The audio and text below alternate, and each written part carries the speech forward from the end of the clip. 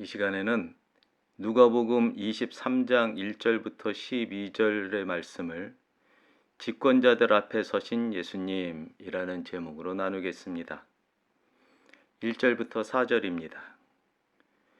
무리가 다 일어나 예수를 빌라도에게 끌고 가서 고발하여 이르되 우리가 이 사람을 보매 우리 백성을 미혹하고 가이사에게 세금 바치는 것을 금하며 자칭 왕 그리스도라 하더이다 하니 빌라도가 예수께 물어 이르되 네가 유대인의 왕이냐?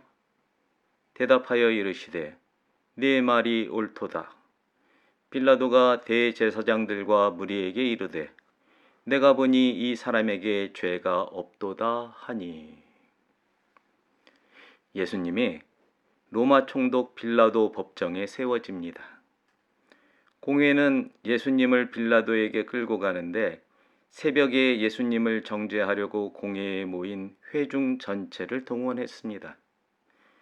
한 사람을 죄인으로 모으는데 참으로 많은 사람이 동참한 꼴입니다.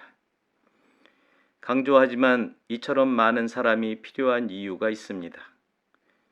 인류를 대표할 가능한 많은 죄인이 예수께 손을 대 그 죄를 전가해야 하기 때문입니다. 먼저는 유대인이고 그 다음은 이방인입니다.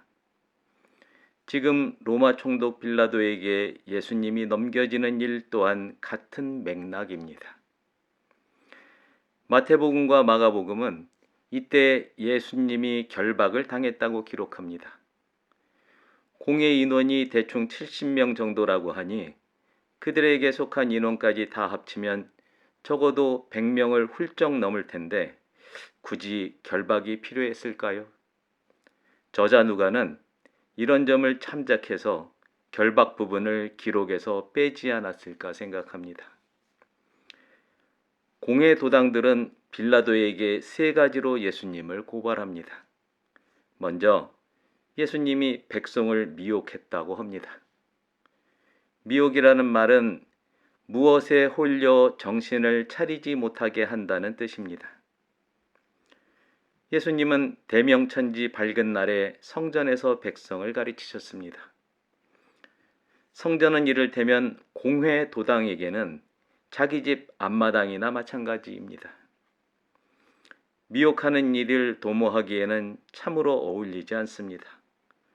서로 그런 일이 일어났다 하더라도 예수님이 백성을 미혹하고 있을 때 공회 도당은 그때 예수님을 제지하지 않고 대체 무엇을 했단 말입니까? 제 얼굴에 침을 뱉고 있습니다. 그 다음으로 예수님이 가이사에게 내는 세금을 거부하도록 선동했다고 합니다. 가이사의 것은 가이사에게, 하나님의 것은 하나님께. 이 말씀은 대제사장들과 서기관들이 보낸 정탐꾼들이 예수님께 가이사에게 세금을 내야 하느냐고 질문했을 때 예수님이 하신 답입니다. 엄연한 충상모략입니다. 마지막으로 예수님이 스스로를 기름 부음 받은 왕이라고 선언했다는 겁니다. 이 세 가지 고발에 대해 빌라도가 관심을 보인 것은 마지막 고발입니다. 빌라도는 로마 식민지의 총독입니다. 통치를 위해 나름의 첩보가 있었다고 보아야 합니다. 첫 번째와 두 번째 고발이 허위임을 알아차렸을 거로 생각합니다. 세 번째 고발에 대해서는 빌라도가 예수님께 한 질문을 살펴보겠습니다. 빌라도는 예수님에게 유대인의 왕이라는 표현을 씁니다. 다시 말해서 기름 부음 받은 이라는 표현을 종교적으로 판단하는 겁니다. 예수님이 이스라엘의 왕, 그러니까 정치적인 왕이라면 빌라도에게도 문제가 됩니다. 예수님이 단지 종교적 측면에서만 유대인의 왕이라는 상황은 큰 문제가 되지 않습니다. 그런데다가 시기적으로 6월절이 코앞입니다. 순례객이 폭증하기 때문에 종교 문제가 불거지는 일을 피해야 합니다. 폭동이라도 일어난다면 모든 책임이 빌라도에게 떨어지기 때문입니다. 3절을 다시 보겠습니다. 네가 유대인의 왕이냐? 네가 말하고 있다. 예수님의 답변이 귀에 거슬릴 수도 있고 자기를 무시하는 말씨로 들릴 수도 있지만 빌라도는 이런저런 이유로 무죄를 선고합니다. 빌라도의 판결 내용인즉 이렇습니다. 이 사람 안에는 너희가 고발한 어떤 것도 찾을 게 없다. 수위가 상당히 높은 정치적 판결이 아닐 수 없습니다. 5절부터 7절입니다. 무리가 더욱 강하게 말하되 그가 온 유대에서 가르치고 갈릴리에서부터 시작하여 여기까지 와서 백성을 소동하게 하나이다. 빌라도가 듣고 그가 갈릴리 사람이냐 물어 헤롯의 관할에 속한 줄을 알고 헤롯에게 보내니 그때에 헤롯이 예루살렘에 있더라. 공회도당은 어떻게 해서라도 예수님을 죽이고자 악을 씁니다. 제 뜻대로 흘러가고 있지 않다는 말이지요. 그들이 예수님에 대해 인정하는 면도 있습니다. 5절에 나오는 온 유대라는 말입니다. 이 말은 그들이 과장해서 하는 말인지도 모르겠지만 이스라엘 전역에서 예수님을 따르는 백성이 늘어나고 있다는 사실을 반영합니다.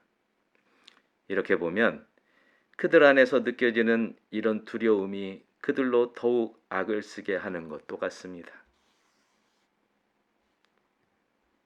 그러는 와중에 뜻하지 않게 빌라도에게 책임을 피할 좋은 빌미를 제공합니다. 예수님이 갈릴리 사람이라고 한 겁니다. 왜냐하면 지금 갈릴리 헤롯 분봉왕이 예루살렘에 와 있기 때문입니다. 빌라도는 옳았구나. 예수님을 헤롯 왕에게 보내버립니다. 예수님이 갑자기 탁구공이 되어버렸습니다. 8절부터 12절입니다. 헤롯이 예수를 보고 매우 기뻐하니 이는 그의 소문을 들었으므로 보고자 한 지 오래였고 또한 무엇이나 이적 행하심을 볼까 바라던 연고로라. 여러 말로 물으나 아무 말도 대답하지 아니하시니 대제사장들과 서기관들이 서서 힘써 고발하더라. 헤롯이 그 군인들과 함께 예수를 업신여기며 희롱하고 빛난 옷을 입혀 빌라도에게 도로 보내니 헤롯과 빌라도가 전에는 원수였으나 당일에 서로 친구가 되니라. 8절에 나오는 분봉왕 헤롯은 야곱의 형이었던 에서의 핏줄로 말라기 1장 4절 말씀에 기록된 바 저주받은 백성의 후손입니다. 또한 세례 요한을 죽인 자이기도 합니다. 헤롯은 뜻밖에도 예수님을 보고 기뻐합니다. 그 이유는 흥미를 돋을 거리가 생겼기 때문입니다. 그의 흥미는 소문에서 비롯된 겁니다.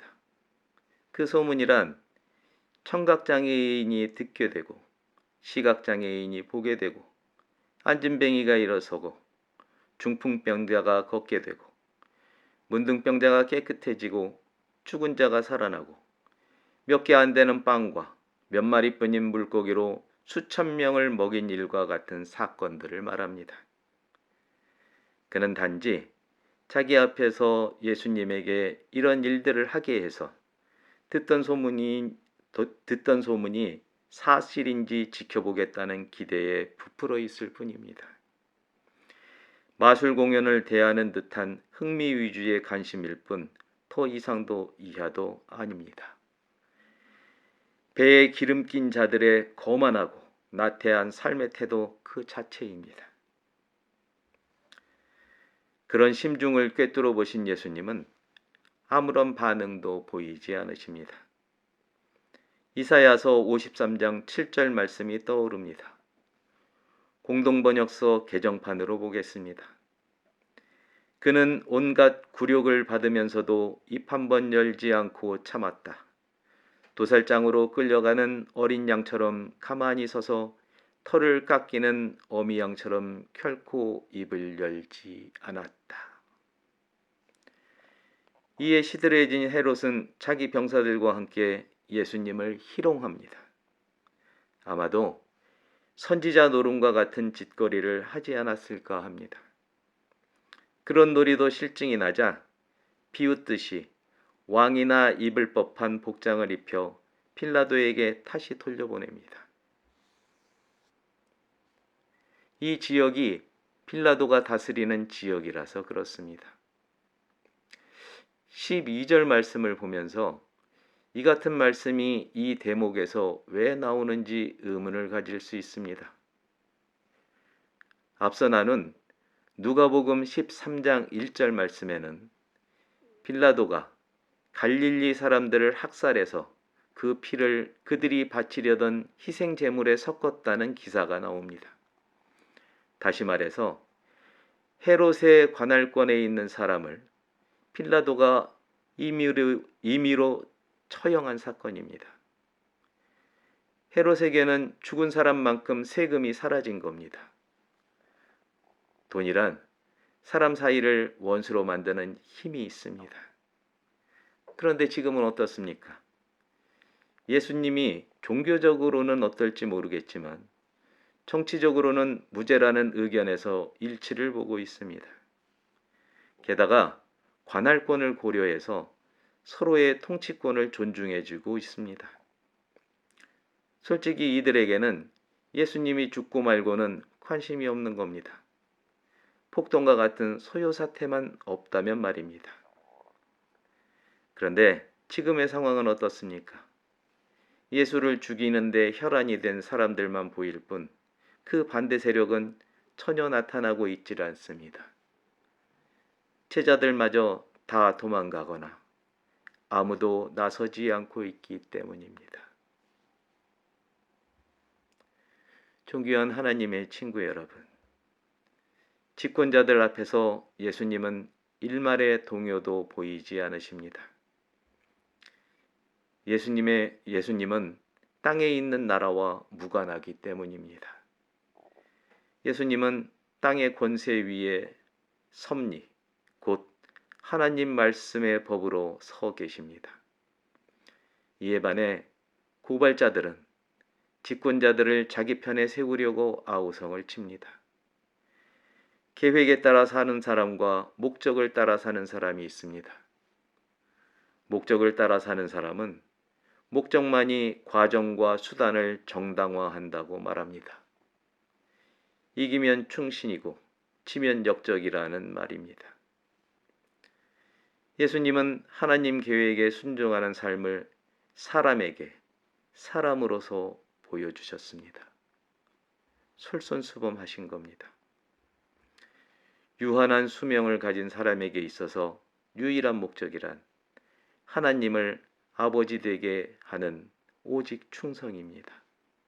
섭리를 따라가는 삶을 말합니다. 부디 하나님의 계획, 섭리의 법, 말씀의 법, 길이요 진리요 생명이신 예수님께 담겨 하나님 아버지께 이르는 여러분과 제가 되기를 예수 그리스도의 이름으로 축복합니다. 기도하겠습니다.